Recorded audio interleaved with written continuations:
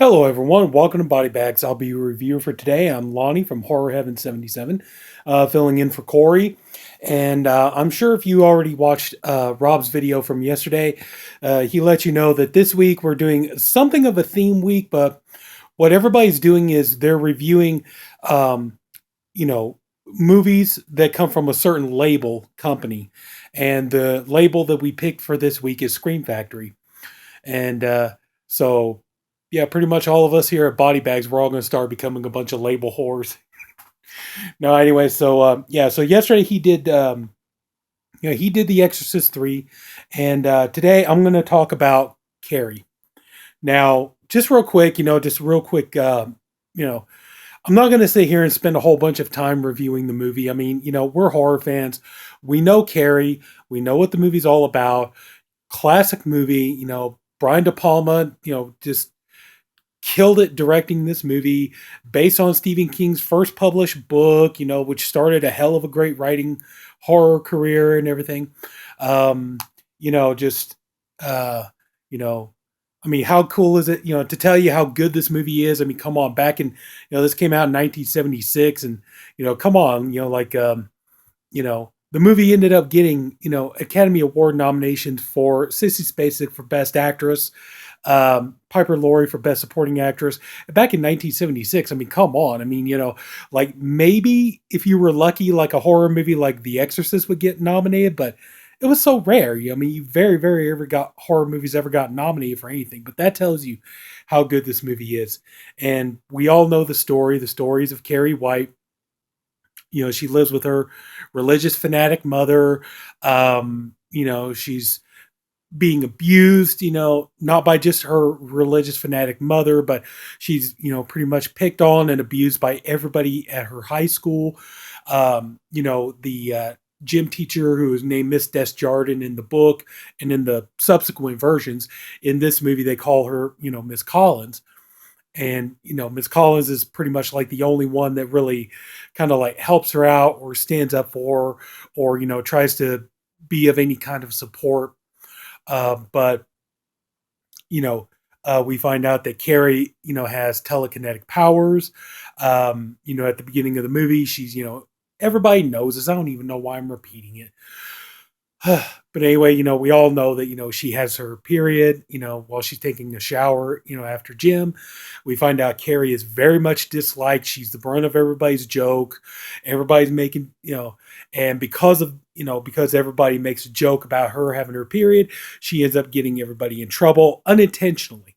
Getting everybody in trouble because they all take, sanitary napkins and basically stone her with sanitary napkins, and they get in trouble for this. And one of the girls, Chris Hargensen, who's in this version is played by Nancy Allen, decides she not, she gets in trouble. She gets kicked out of the prom, and with her boyfriend Billy Nolan, played by then a pretty much unknown John Travolta. He is maybe a couple of things, but nobody really knew him at this point. They decide that they're going to get revenge on Carrie. Amy Irving, is playing Sue Snell, really wants to, be Carrie's friend and help her out. And, decides to, ask her boyfriend, Tommy Ross, played by William Catt, to take her to the prom and just, have a good time, show her a good evening and everything. It's a way of making up for what she did wrong. And of course, we all know, that everything goes completely awry, and the movie ends with a gigantic prom massacre, and it's death and carnage everywhere. And and meanwhile, Carrie is trying to study about her powers and trying to figure out how she's going to be able to control them. But the problem is Carrie is really having a lot of trouble controlling it because her powers are basically emotionally driven. So she's pretty much fine until she gets, emotionally riled up, and that's what gets her powers going. And she does, at one point, she lets the powers show to her mother, and her mother basically just automatically calls her Satan, calls her a witch, tells her she needs to be destroyed, everything else. So, just, yeah. So, the mother, there's the, great climax, the showdown between Carrie and her mother. And, like I said, I'm not going to sit here and like speak about the movie too much because, like I said, we've all seen it. We're all horror fans. We've all seen it. if we haven't seen this version, we've seen, the remake, and then we saw the remake, because this movie had to be remade twice. But just my opinion, this is the best version out of all three versions of the movie. This is the one to go with. This one just, just the acting is better, the cinematography is better. Um, you know, um, Nothing against Chloe Grace Moretz. I like her as an actress, but to me, she did not fit that part.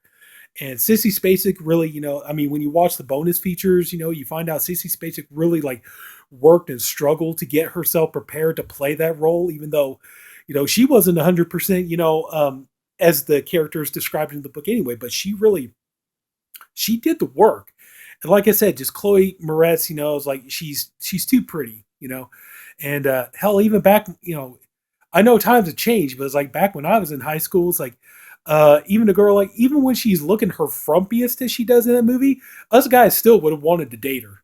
Us guys still would have tried asking her out. So it just didn't make sense. But also too, it's like Cece Spacek, her performance in here is nothing short of absolutely brilliant. There she's there. We all know the iconic, Carrie covered in blood and everything else, and I got the slip cover there, where she's got that look. That look is so, to me, that look is terrifying. And that's the thing too, I think is so awesome about her performance is that, she does so much with so little. I mean, she just has that look on her face and she just terrifies you. And she isn't doing all this, you know, like all that shit like Chloe Moretz is doing. Sorry, but in that version, Chloe Moretz kind of looks like Mickey Mouse and Fantasia. You start expecting like the dancing mops and the dancing buckets to start coming in any minute. Anyway, so that's never mind. But so yeah, this movie is fantastic. I know, the movie does have intentional humor, and I know even in a couple of cases, unintentional humor. Like when you watch the bonus features on here, you see you see the scenes of Nancy Allen and John Travolta together, and even Nancy Allen says in the interviews, she said that honestly, she didn't realize, like her Travolta didn't really realize that they were the bad guys. They thought they were the comic relief. They thought that, they thought they were being funny and everything. And, wasn't really till they saw the movie, that they realized like, wow, we really are kind of the villains in this movie. But like I said, this movie it's brilliant. Everything about it works. It's beautifully photographed. The cinematography is great. The musical score by Pino Donaggio is fantastic. I got the soundtrack to this. I had to have it. Just the music is so amazing.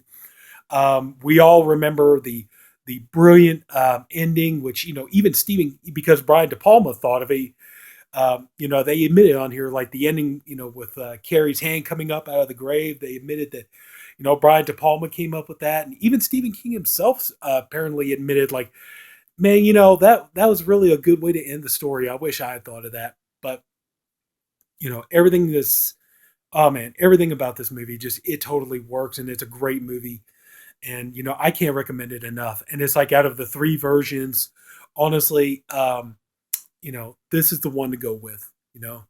Just everything else. I kind of sort of appreciate the TV remake from the early 2000s, which also Scream Factory put out. And the reason why I appreciate that one is because they really tried to be as faithful to the book as they could.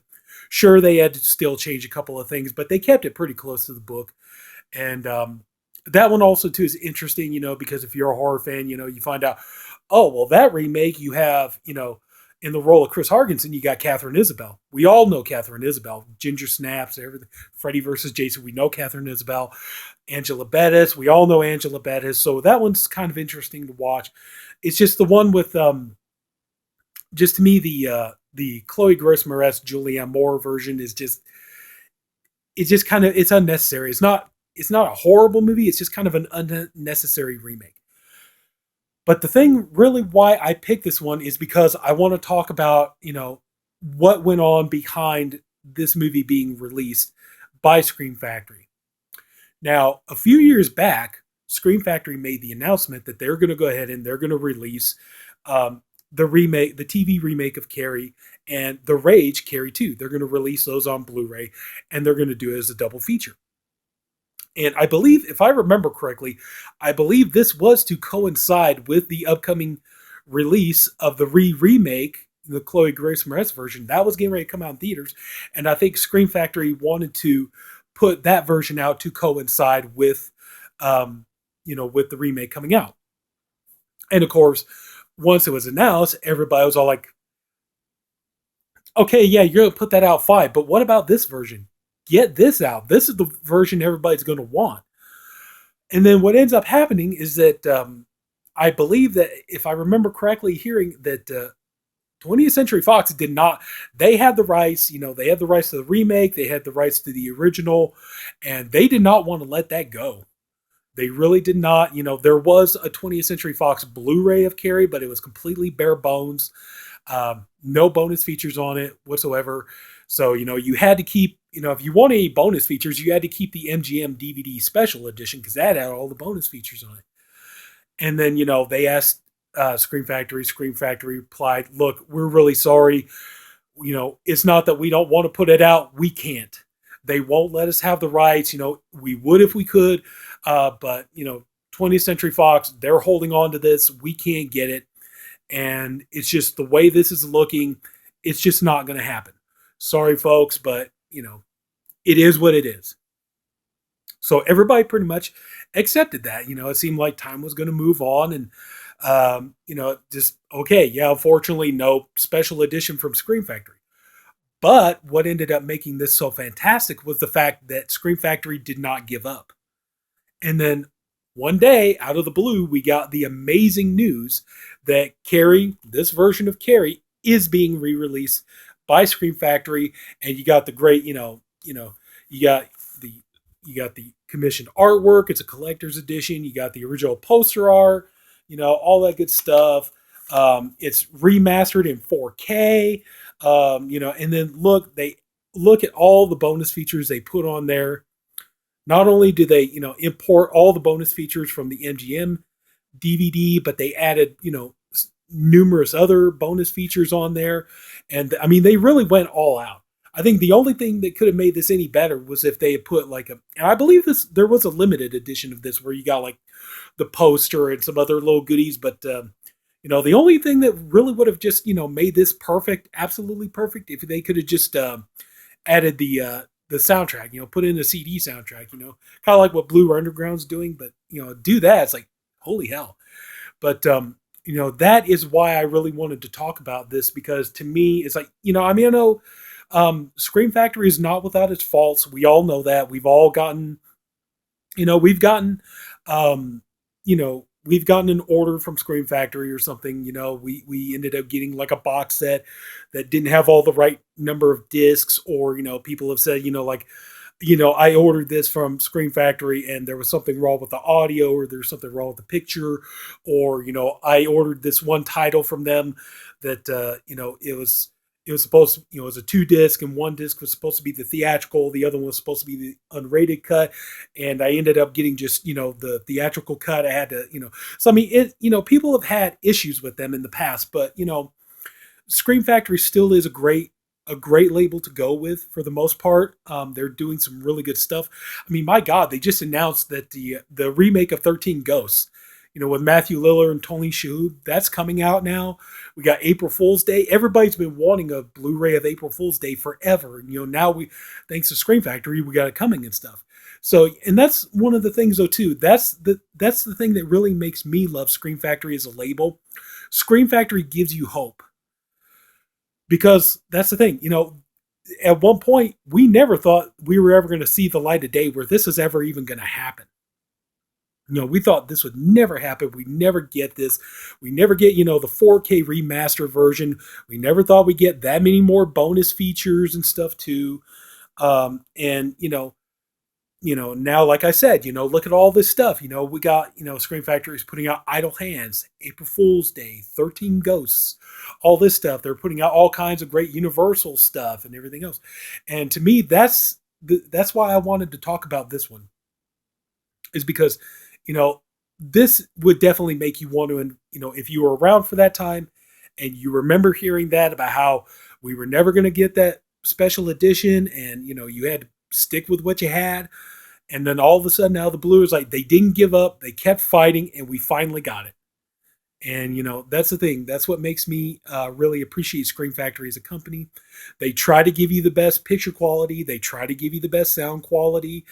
Um, it's like they're even I mean, my God, when they're even taking movies that people absolutely hate, horror films that people absolutely hate, and they're still giving them, the big, the big special editions. Like, I mean, seriously, you know, I mean, that's kind of it. I mean, like, who would have thought we'd ever get like a brand new, edition of Texas Chainsaw Massacre Next Generation? Nobody asked for it, but Scream Factory decided, you know what, they're still gonna. And like personally, I don't like that movie. I can't stand it, to be honest with you, but I know there are people that do like the movie, and it's nice to see that they're trying to do something for everybody. So that to me is what makes Scream Factory a good company. But and I've seen like some video channels and stuff, where they just oh, I get Carrie, but they just buy like they'll buy like the 20th Century Fox Blu-ray, or they'll just buy like the bare bones DVD and stuff. It's all like, this is pricey, I know, but oh man, invest the money. You won't be disappointed. I'm not. I'm happy to have this, and this is a treasure. I'm glad to have it. And that was the thing, and I appreciate Scream Factory for the fact that they stuck to their guns. They kept at it, and even though they said it didn't look like it's going to happen, they never gave up. And that's the thing that I love about this. And but also too, it's like if you're a really diehard fan of the movie like I am, you're going to love this. And even if you're not, even if you're just a casual fan of the movie, you're just going to appreciate all the work and effort that they put into it, and try to give you a great product for the money that you're paying for it. But yeah, so anyway, you know, Carrie is a great movie, a great Stephen King movie. Brian De Palma, brilliant director. I think we can all agree on that. Performances all around are fantastic, even if a couple of them are a little hammy. Looking at you, John Travolta, but still, this movie is great. The music is great. The cinematography is great. Everything, it's like, Sissy Spacek. I mean, I've seen so many on Facebook. So many times I've seen people like, oh, who played Carrie better? Was it Sissy Spacek, Angela Bettis, or Chloe Grace Moretz? Sissy Spacek wins every time. Okay, nothing against the other two actresses, but Sissy Spacek she nailed this part behind her. Nobody's ever going to do this as well as she did. But anyway, yeah, I'm starting to just repeat myself. But yeah, Carrie, it's a great horror movie, great classic. If you're a horror fan, you really want this in your collection. You really do. And I know it's pricey, but, invest the money in it. You won't be disappointed. This is a great version to have. All the bonus features totally make up for the price. So anyway, so that's going to do it. So if anybody took the time to watch this video, I thank you for doing it. I appreciate you for doing it. I honestly hope you enjoyed this video. And if you didn't, then I'm afraid I got some bad news for you, because I'm going to be back on Saturday. Sorry. I'm going to be coming back on Saturday. I'm going to be reviewing Trick or Treat. But anyway, honestly, I hope everybody enjoyed the video. And if you did, please like. If you haven't already, go ahead and subscribe to the Body Bags channel, because, we have a different review for every day of the week. I'm usually the Saturday reviewer. Everybody's doing great stuff. Everybody's knocking it out of the ballpark. We're trying to do some fun things, keep the show interesting, keep it entertaining. And, like now we're looking into, certain labels and their releases and stuff, and, hopefully, because I imagine the majority of people who watch this they're collectors. They're like us, they collect, so it's like, hopefully this will be something that'll really, inspire everybody. And, hey, like, look at all this stuff, if you never thought about getting it before, maybe, looking into all this might make you change your mind. So anyway, that's it. Everybody take care. Have a good night, and I'll see you later.